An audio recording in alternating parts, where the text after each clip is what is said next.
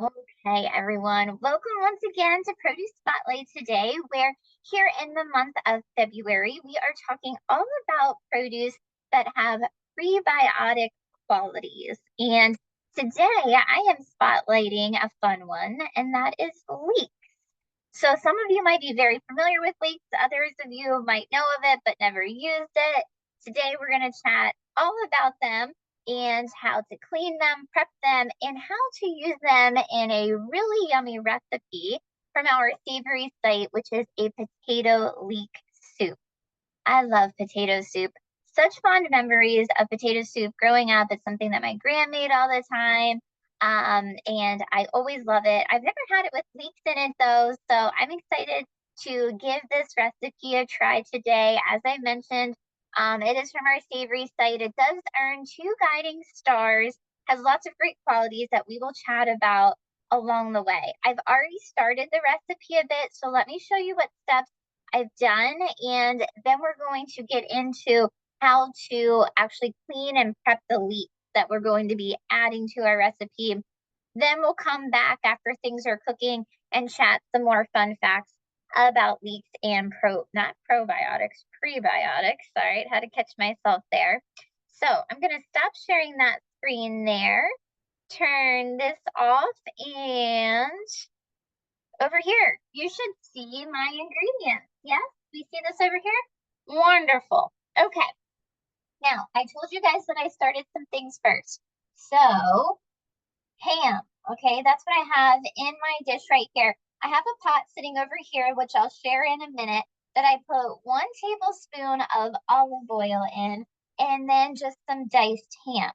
If you have leftover ham, all right, let's fast forward and think about April being on the horizon and Easter. Maybe you tuck this away for a chilly day in April, although, as many of you mentioned in chat, I hope we are over the chilly days soon. But if you have leftover ham for any occasion, maybe Easter later down the road, you can use that. I love this from our meat department. Burke's Make It Easy. These are just ham cubes all ready to go in a nice package. The recipe called for 3/4 of a cup. Honestly, guys, I just used the whole packet because I was like, why not? Let's have a little extra protein in there. I sauteed it in the pot for a few minutes in that 1 tablespoon of olive oil. And like I said, here it is. Then I scooped it out with a slotted spoon and just putting it on the side because then we are going to garnish our potato soup with this later. Now, I did not clean out the pot that I did the ham in because we want some of those juices to still be present. So when I pan over to my pan, just be aware that that's why it looks the way that it does. All right.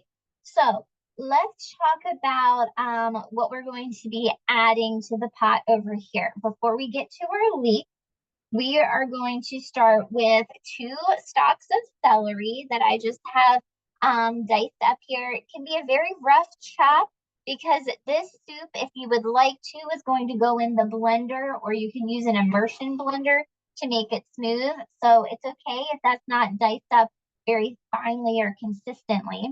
So once again, 2 stalks of celery in there. And then we're also doing a half a teaspoon of dried thyme. So let me get that in. And then we will start working with our star today, which is the leek. Okay. All right, we got our time in there. Let's chat about this one right now. So this is a leek, if you're not familiar, and we're gonna chat about like what else what other veggie it looks like here in a minute, and all of those good qualities that a leek has to offer. But I think the most intimidating thing with a leek is like, what do I do with this? How am I cleaning this? How do I work with it? So I'm going to get my knife here, and it's very easy, okay? Nothing to be intimidated here about. You're just gonna cut off the very ends like so, all right? And then the part of the leaf that we really want to use is going to be the white part into this lighter green. This darker green up here is very fibrous. And when I say fibrous, I don't necessarily mean like, ooh, fiber for heart health. I mean like, oh, this is tough stuff. So this up here not so much the part of the leek that we really want to be eating as much as the tender part down here.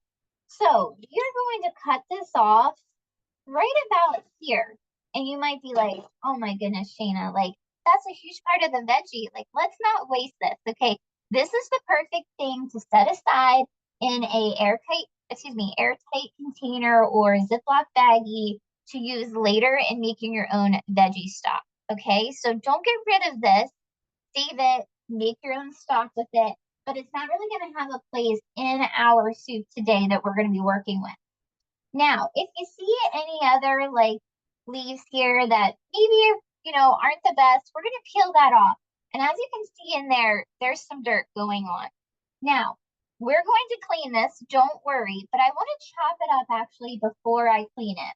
So I took that outer layer off, and then I'm just going to go ahead and start slicing. Now, some recipes are going to call for just circles like this. Some might call for a half moon where you can just chop it into half there.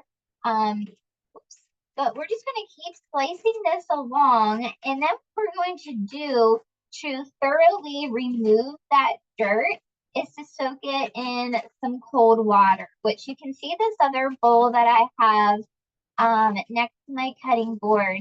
I've already done that with 2 leeks. All right. This recipe calls for 3 leeks. As you can see, like some dirt going on in here. So we're going to go ahead, add this to our cold water. And this is going to help remove all those nooks and crannies of dirt that we have going on in there. So bring this forward here, and I'm just going to mix it up. Technically, your leek is going to come to the top here, whereas the dirt is going to sink down to the bottom. Some sites say that from here, you can just then go ahead, pick this up and add it to your recipe because that dirt is hanging out at the bottom. But I like to be a little bit more thorough than that. I'm going to go ahead and put this in my strainer and then rinse it off again with some more cold water. Okay, so let me do that. I'm going to get also over here my pan going again on medium. This is where I have that. Let me bring you guys over. This is where I have that celery and thyme in the pot over here that we've already cooked the ham in. All right. So let me go ahead and drain and rinse my leeks and rinse them off again, and then we'll add them too.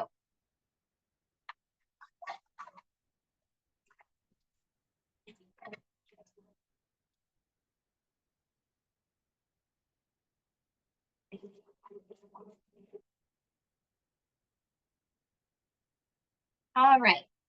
So we'll go ahead, add all of our leeks in, like so. And now let me bring you guys over just a bit more so you can see better here. Okay, we're gonna give this a mix. This was a total of 3 leeks and 2 stalks of celery and a half a teaspoon of that dried thyme. Remember once again that I already cooked the ham in this pot. So we have those nice flavor juices of the ham and the olive oil at the bottom. We're going to let this simmer, not simmer, there's really no liquid in there to simmer. We're going to let this cook for about 8 to 10 minutes just for those ingredients to get nice and soft before we start adding some other things in, okay? So while those cook on about medium high, I am going to bring this back up over here and reshare my screen so we can talk some more about leeks. Okay, can you guys see my screen again now? The PowerPoint presentation, I hope. Perfect. Thank you. Thank you. All right. So what other veggie do leeks look like? All right. Pop it into chat. What were you thinking as I was cutting them? A green onion. Any other takers? Perfect. Yes. We're all on the same page. Green onion, scallion. They do like them. Look like them, just much larger. Yesterday when I was shopping for the leeks, my daughter, she came along and she was like, "What is that? It kind of looks like this," because the leeks were up top, the green onions were down here. So we had a little chat about that. But there are some differences, okay? I'm not going to say that they're necessarily interchangeable on a recipe because it really depends on what you're going for and what you're making. So we have leeks over here on the left. You already saw me cut one of those up. On the right, we have the green onions, which of course are going to be a lot more slender, skinnier, and a finer produce item over there. So in terms of flavor, a leek is going to be a much more mild and a bit sweeter than an actual green onion. When we have a green onion in a recipe, we're really looking for that sharp, pungent flavor that it's going to give. The leeks aren't going to do that. Okay, it's a much more subtle onion vibe than the actual green onion. Even though it is obviously related to the green onion, related to garlic as well, more mild, more sweet. So it's going to give that delicate, essence that I have here in the dish of onion compared to like that strong presence in a dish that you get from the actual green onion. So it really depends on what you're going for there. But because of that profile, the leek is usually going to be used in soups, stews, and sauces compared to your green onions, which are, of course, very versatile and can go in a lot of different dishes. I know I myself, I typically use them in salsas. I make a pineapple mango salsa all the time, and I always use a bunch of green onions in that, and it really makes that pop, gives it that onion flair. I also really like to use green onions in terms of like garnishing, stir fries, fried rice, that type of thing. So a bit of a different use compared to the leek that we are featuring today in the potato leek soup. Okay, so why do we want to incorporate them into our day? I'm just giving them a stir over here. All right, they're looking good. They're smelling good, but once again, not that overpowering oniony type smell. Um, so why do we want to incorporate them into our day? What are the nutrition benefits of leek? First one up here is going to be vitamin A, which I always love talking about vitamin A whenever it's not an orange veggie, because I think that that's usually what we think about when we think about vitamin A. We think about carrots and butternut squash and sweet potatoes, which is extremely accurate, but we can get vitamin A from other veggies too, like leeks. If you're not familiar, vitamin A, very, very useful to our vision health, our eyesight. So we want to be getting them in for that reason. But then also, here's one, Allison, that Jenna may have talked about 2 weeks ago when she talked about garlic. It's a compound in leeks that can potentially help with our immune health as well as our blood pressure. So a nice little quality from there. Like I said, leeks are related to garlic, so those two kind of go hand in hand with that really great nutrition compound there. And then lastly, why we're chatting about them today in this series is because they have prebiotic qualities. And this month we're emphasizing all different types of produce items that have prebiotics. All right. So let's chat, just giving these a stir here again. Let's chat a little bit more about prebiotics because I feel like we always emphasize probiotics, but what are prebiotics? So this might be a bit of a review from the past 2 weeks, but it's very good to emphasize it because our gut health, which pre and probiotics are so vital to our gut health, is so important. All right. It's actually considered our body's second brain. Okay. Our gut or our digestive system, our body's second brain. That's kind of wild to think about, right? So why is that? Why is it so important and vital? Because approximately 70% of our immune system is in the gut or our digestive system, which is kind of wild to think about, but very important for this time of year. So many folks have the flu or stomach bugs or just a common cold. So we really want to bolster our gut so then we can give our immune system a boost since so much of it lives there. Also, approximately 80 to 90% of serotonin is made in the gut. So that's why there's so much research going on in terms of gut health in relation to mental health, because serotonin is one of those neurotransmitters that help with happy and good feelings. So all of that being connected to mental health, and another reason that it's so important to get our gut in gear, as I like to say. Um, but how do we do that? Okay, how do we really help our microbiome to be the best that it can be? And we can do that by making sure that it has probiotics and prebiotics.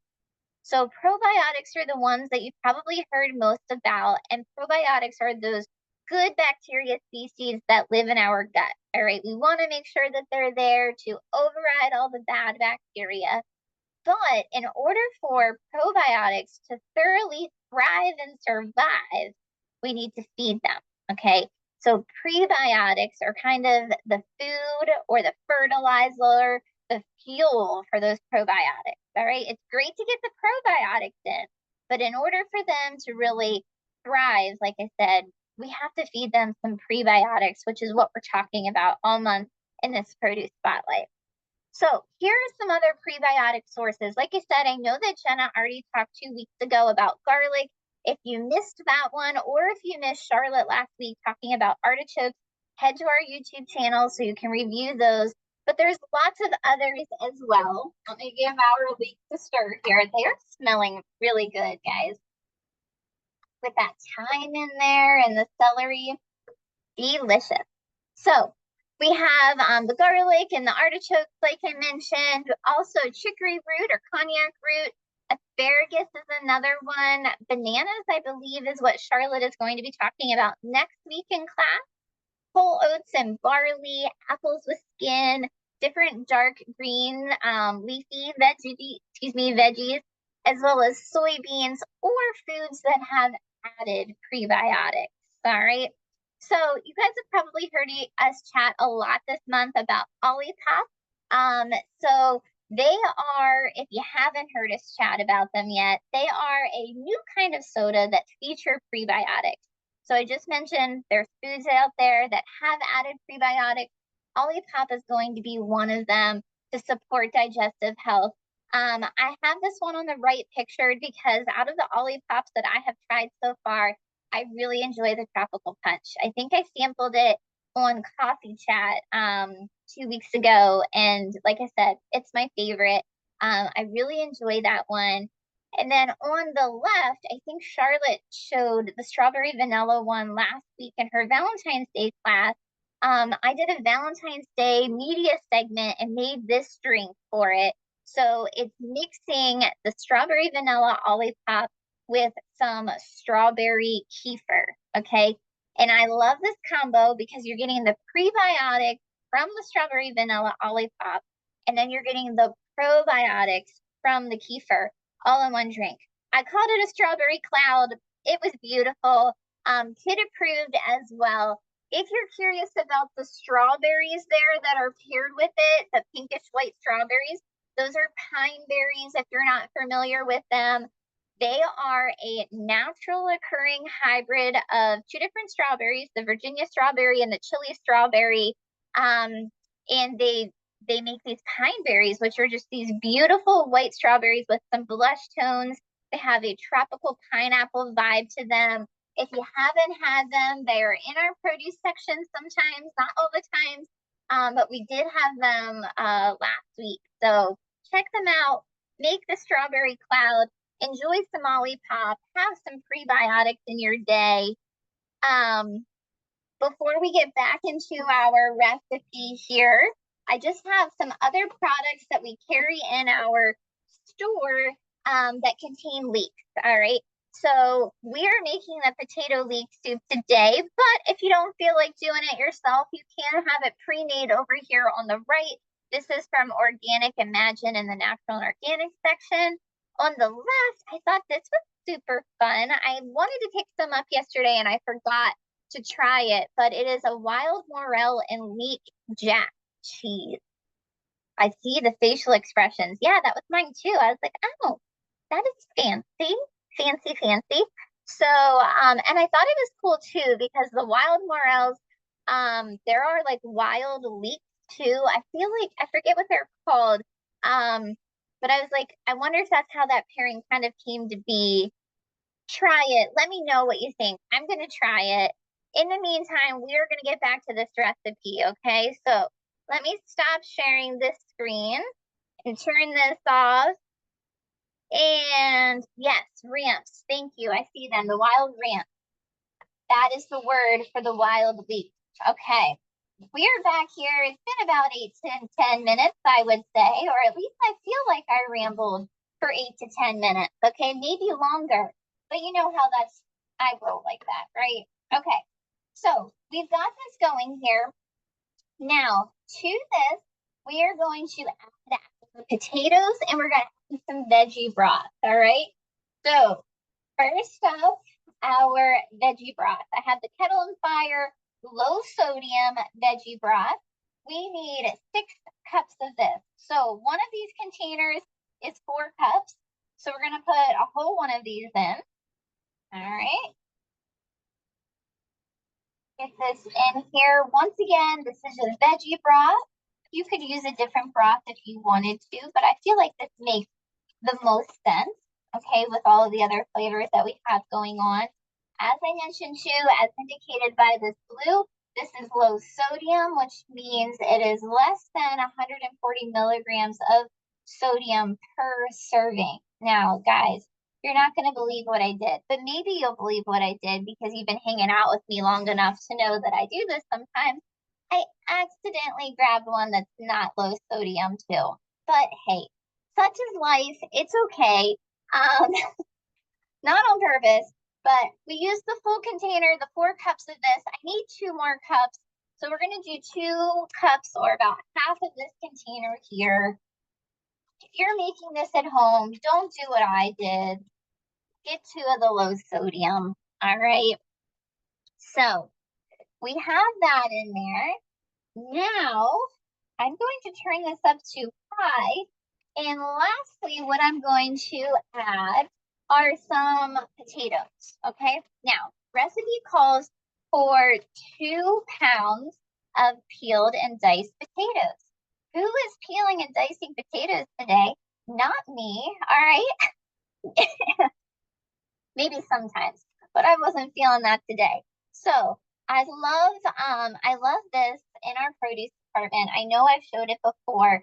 A cut above potatoes. They are PA preferred, so local, which is really great. They are already peeled, they are already cut and nicely diced. They're found fresh in our produce department. They give suggestions of air frying them, baking them, putting them in a pan, or putting them in soups like this, I think is genius. All right. I use these. Hold on, I'm grabbing my scissors. I used these last night. They have a sliced variety. And this, I'll be honest, was not a very dietitian friendly meal. But we had sliced potatoes and cream chipped dried beef, but it wasn't dried beef, it was dried venison. But I always grew up with my gran making stuff like that, like whether it be cream chipped dried beef or cream hamburg and having it with potatoes. So that's what we did last night. And I had the sliced variety of these potatoes and it was delicious. But yeah, look how easy these potatoes are in and beautiful and ready to go. I saw some of you said that you like to leave the skin on your potatoes and soup. I agree with you there. I like that too in some forms of a baked potato soup. This potato soup, as I mentioned, is going to go in the blender. So we're looking for a really smooth consistency here, and I felt like these potatoes would help us do that. But whatever you want to do, you can peel and slice your own. You can use these. If you're using these 2 bags, because we need 2 pounds, okay? This needs to come up to a boil, and we're going to boil this for about 25 minutes. And after that is when you're going to finish the soup, okay? So obviously I'm not going to get to finish the soup with you today, but I will send a picture and you'll of course get the recipe, all right? But let me walk you through what you're gonna do. So this is gonna boil, as I mentioned, for about 20 to 25 minutes. From there, that's where you can use the blender. So you can either in batches put it into a blender, like a blender that you would use for smoothies, or if you have an immersion blender, that would work wonders as well. And then after that, you're gonna jazz up the top a little bit with that ham that we made. All right. Once again, we sauteed that for a couple minutes. If you would prefer not to do the ham, totally okay too. And then a little chive on top as well. Guys, I messed up. Back up. Before we do any of the blending, we add a little milk. Oh my goodness. Okay. Rewind. This boils for 20-25 minutes. Then you take it off the heat. You're going to add 1 cup of milk. Then you're going to do everything else I just told you to do. Blend it, garnish it, and then eat it. All right. Don't forget the milk. Or if you don't have to put the milk in, right? If you want that creamy type vibe, put the milk in. Maybe you don't want the milk. Maybe I was thinking I didn't want the milk, but I do want the milk. Anyway, I also, part of me wonders if I want to blend this. That seem weird? I don't know. I like the potato soup that I grew up eating. You had the nice chunks of the potato in instead of it being like a smooth type puree. We'll see. But regardless, I think it's a great day for soup. Give this potato leek soup a try. Let me know how it goes. If you like it, use the leeks, something new and different to throw in there. So thank you guys so much for hanging out with me today. I appreciate it. And I'll see you later this week. I mean, of course, lots of other great classes going on all week, but I believe that I will be back on Friday morning with Jenna for coffee chat. And we're talking about pancakes, one of my favorite things. So, all right. Thanks, everyone. See you later.